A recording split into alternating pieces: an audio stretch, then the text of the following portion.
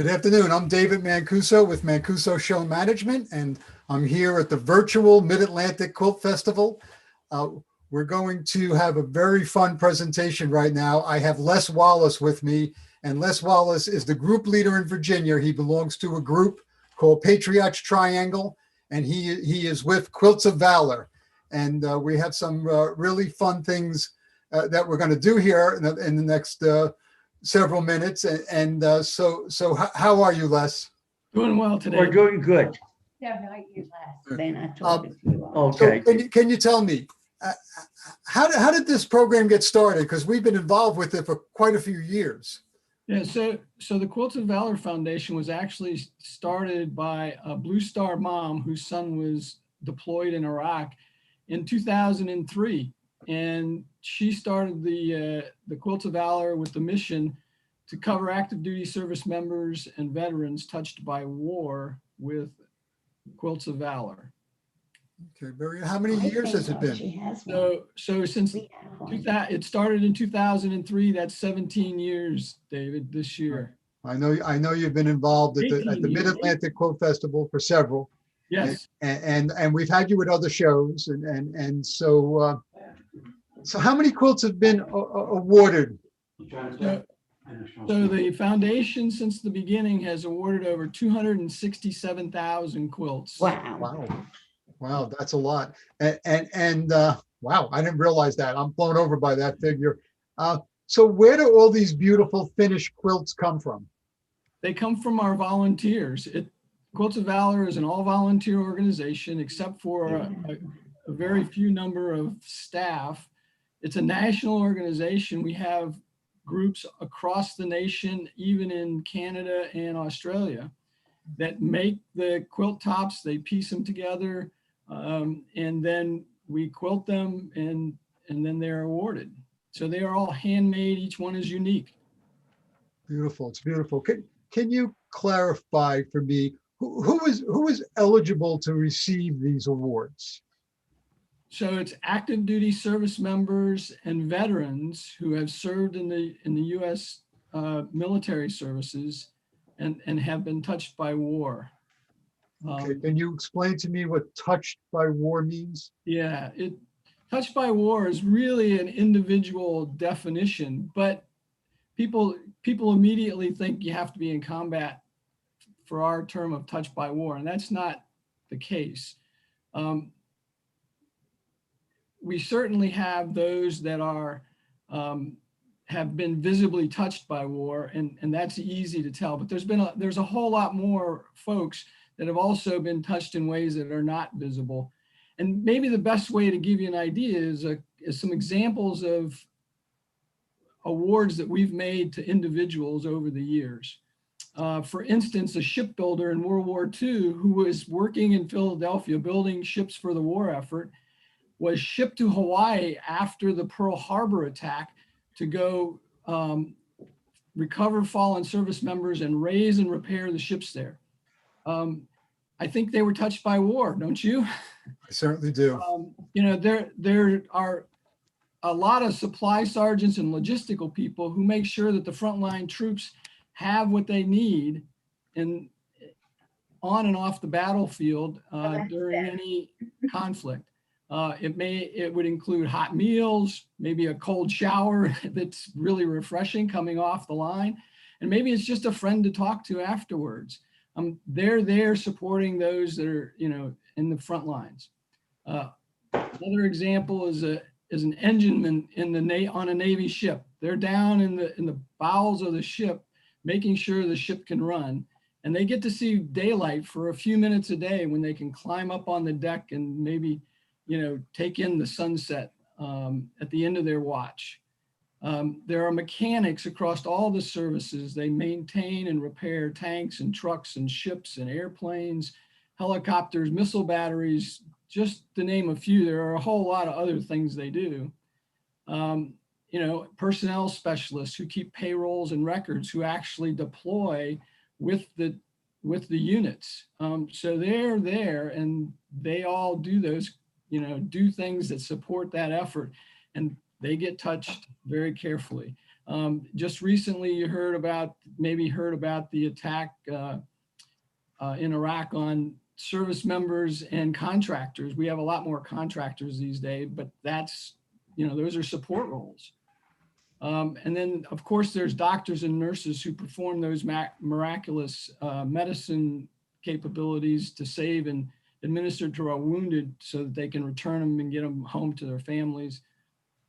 And then lastly, there's a special case of the men and women in our Air Force Mortuary Affairs Unit in Dover, Delaware. And they're the ones who receive and care for our fallen heroes when they return home for their last time. And they do a very special amount of work. They're not in combat, but they surely get touched. So those are some examples. So there's a lot of different, and again, it goes back to it's very individual and it means something different to every service member. That's very, very interesting and very comprehensive explanation. I greatly appreciate that, and I'm sure our audience does too. So Les, can I let you take it away as the Master of Ceremonies? Okay. So we have today, and I want to thank you, David, you and your staff for helping put this on and supporting Quilts of Valor all these years, and all those that are out there watching the live stream at the Mid-Atlantic Quilt Festival. And we're thankful for the opportunity to be here today to recognize and honor 3 deserving veterans that have served our country. And their contributions to the freedoms our nation provides. First, please join me, if you will, in a short moment of silence for our fallen comrades.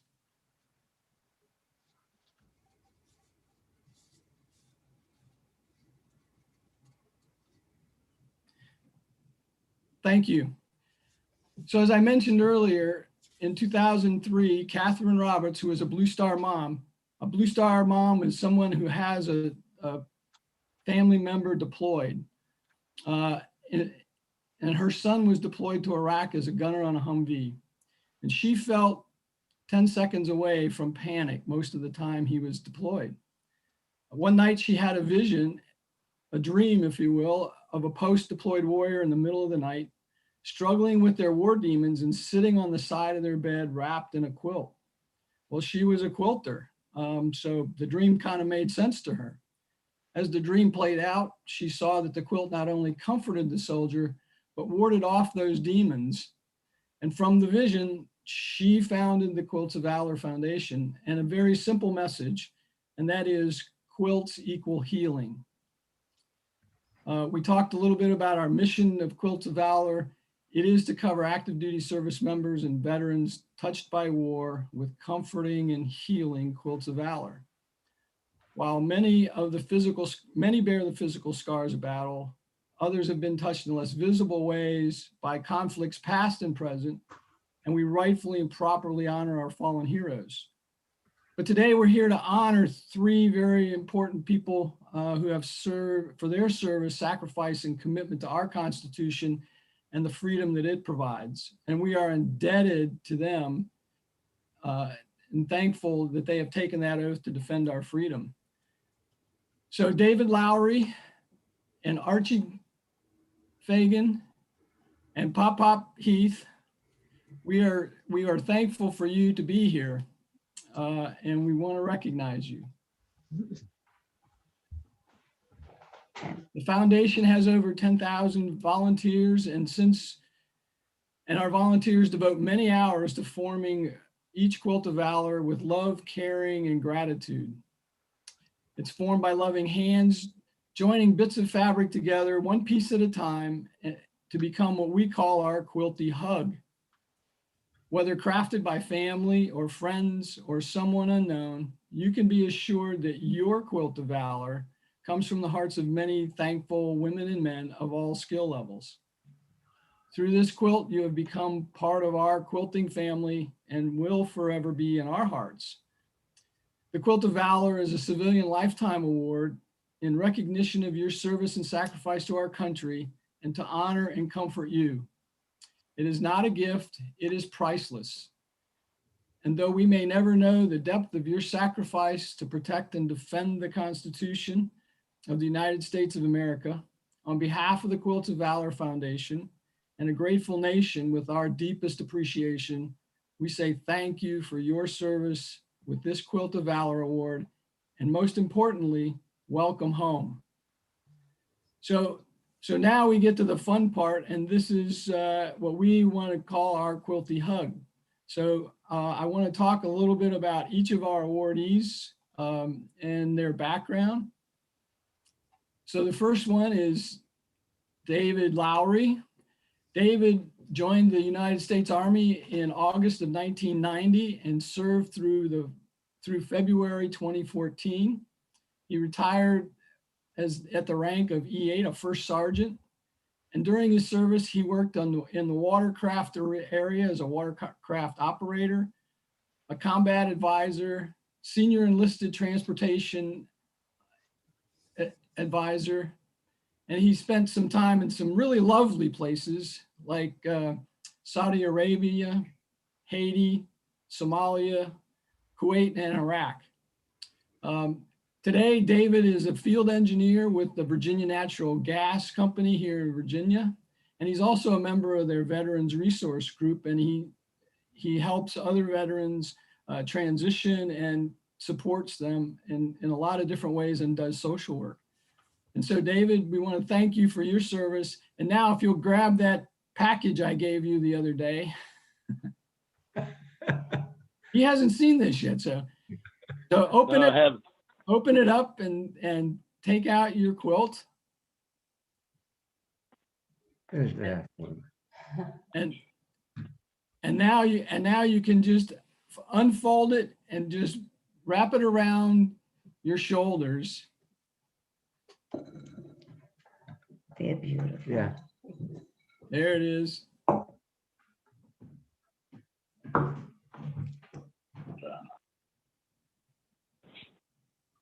All right. Now There you go. Beautiful. There you go. So thank you very much. Thank you for your service and welcome. Thank you for your service. That's wonderful. Thank you. Thank you. You have a word if you like. Oh, yeah. Okay. Yeah, just thank you, Les. Thank you, David. Thank you for the many supporters and volunteers for Quilts of Valor. And, I've been a part of seeing this ceremony many times. Never thought I'd be on the receiving end. And it is truly an honor to be here with these two heroes. So thank you very much. It's our pleasure. Thank you. Thank you. So our second awardee today is Alvin Archie Fagan. He was born in February 1928 in Philadelphia, and his family ran a butcher shop. And he was a lucky guy because at the age of 17, he got a letter from the President of the United States, then Franklin Delano Roosevelt, and inviting him to come help with the war effort. And he went, of course. And he finished his basic training in Camp Wheeler, Georgia. And then he shipped to Norfolk, where he departed to France and Le Havre. And I'll say participated, he fought in the Battle of the Bulge, a very, very big battle in World War II in Europe. He served as a barman there during the battle. And I don't think that means an establishment. I think there was a little more to it than that. And he was wounded in action. Later, he served as an interrogator for captured German soldiers. And in May of 1945, he was part of the Liberation Party for Dachau concentration camp in Germany. He then transferred into Army Personnel Finance and Paymaster. And in 1946, he had an opportunity to be an observer at the Nuremberg trials. Later in 1946, he came home and was honorably discharged, and then went to went to and got his degree at Wharton School of Business in Fort Dix, New Jersey. And then he ran grocery stores and helped the neighborhood. And he retired in 1994, except for only about 6 months. And then he couldn't stand it any longer and went back to work. And he just recently retired about a year ago after working 24 more years. So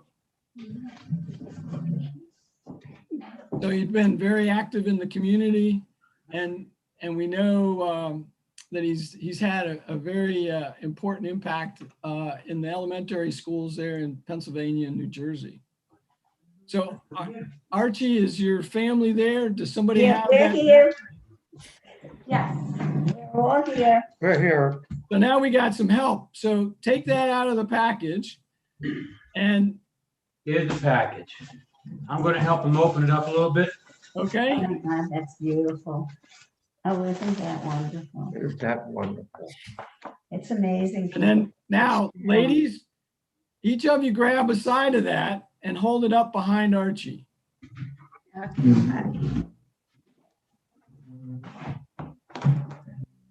No, Archie, sit down. Sit down, Archie. There you go. Now we can see everything. Upside down? No, so that this side shows. There This you is go. good. Hold it up. There it is.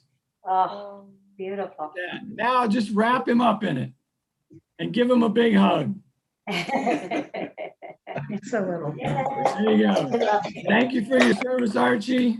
Thank you very much and welcome home. Thank you very much. Thank you. Do you have a couple of words? Yes, if I may say, I thank you very much for the kindness you have shown me and the respect. I am very grateful. I love my friends and all my fellow veterans who have given so much for this country so that we remain free and independent. And I want to thank the people from the Valor that I appreciate your kindness. Love you all and God bless America.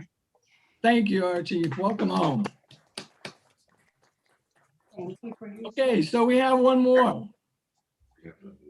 Robert Heath Sr. He was born in September 1931 and raised in Lambertville, New Jersey. When he graduated from high school, he entered the Army and he followed his father's footsteps as a mechanic, and he worked on Jeeps and other equipment. And we talked about that a minute ago.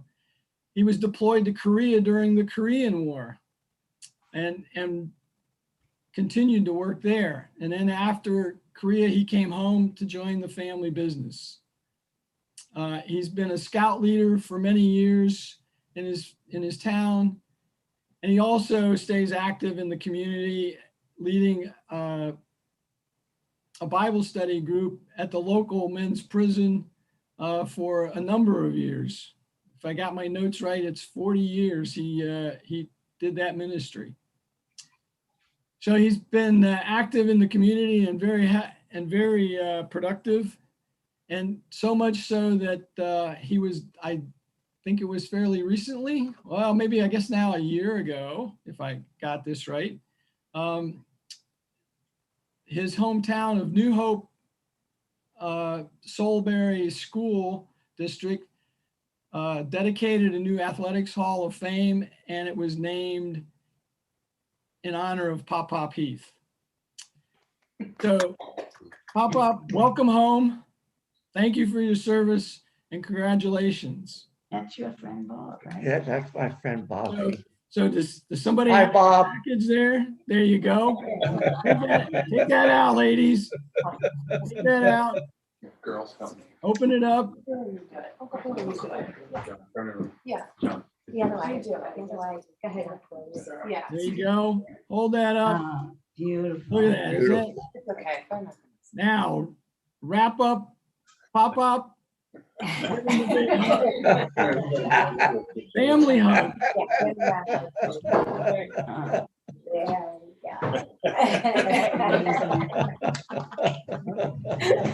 There you go. Congratulations, Pop. Thank you very much for your service and welcome home.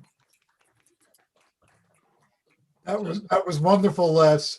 you know, I always get emotional even when I'm at the shows with these, and we've surprised many people, and so it's an emotional thing, but it's a very honorable thing that you do. Your organization is great. Can you tell me how can people contribute to Quilts of Valor? So there's really three ways that you can help out Quilts, or three main ways. Let me put it that way. Three main ways you can help Quilts of Valor. One is become a volunteer to sew and piece tops and long arm them to make them into quilts. The other way is by becoming a member of a Quilts of Valor group and joining a group. You can also do all of that, plus get involved in awards like this and interact with folks to set them up and do the awards. And then the third way, obviously, a volunteer organization, a nonprofit such as this, we always are looking for donations and time. And so you can also donate fabric, and you can donate your time. And you can do that by going to our website, which is at www.qovf.org, and then look under donate or get involved. And there's more ways to get involved there.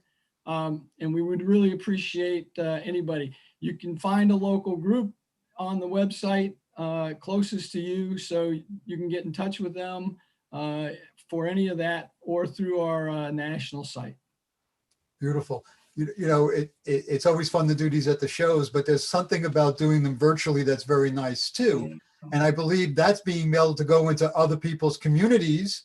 You know, we have two people from my community right here receiving this, and they otherwise would not be coming to a quilt show in Virginia or a quilt show, you know, somewhere else. So this is a great way to reach out to people virtually.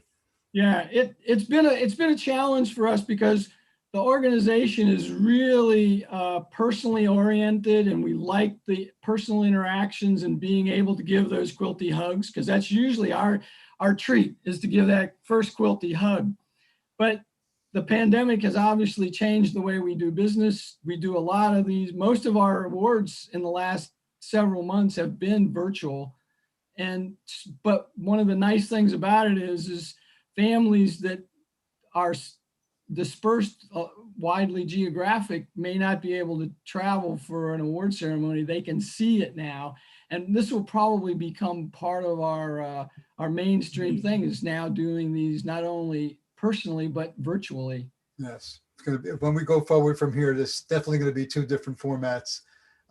Would anyone else like to say anything, Papa or David? Or Yes, my biggest concern always are those that didn't come back, that were on the lines in front of me, that protected me.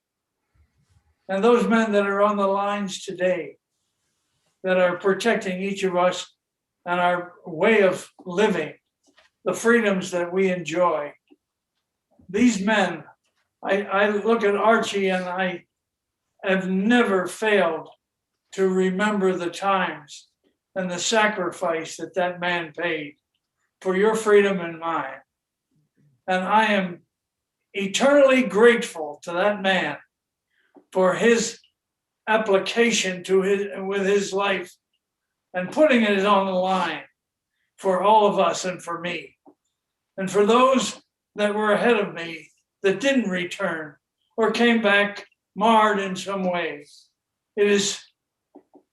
I am so blessed because I have most of my faculties still at 90. And I'm blessed because of people like Archie and this other gentleman who paid the price for my freedom. Thank you, both of you, and for all those that have gone before me. I'm grateful. Thank you for your organization who remembers those persons that struggled so with life at a given moment in their time.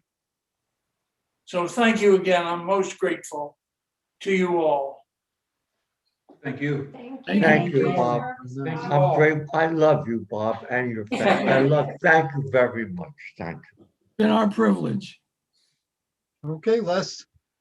You're a great master of ceremonies. Thank you so much, Hopefully David. we'll get to see you again soon in person. Yes, yes, we do. All right. So thanks again. Thank you, David. Thank Okay, you. I'll be Matt. back later this evening. Thank you, Thank you very much. Thank you, Archie. Thanks, everybody, for Bye, joining. Bob. Appreciate it. Thank you, Arch. Until I Thank see you. you. Thank you very Thank you.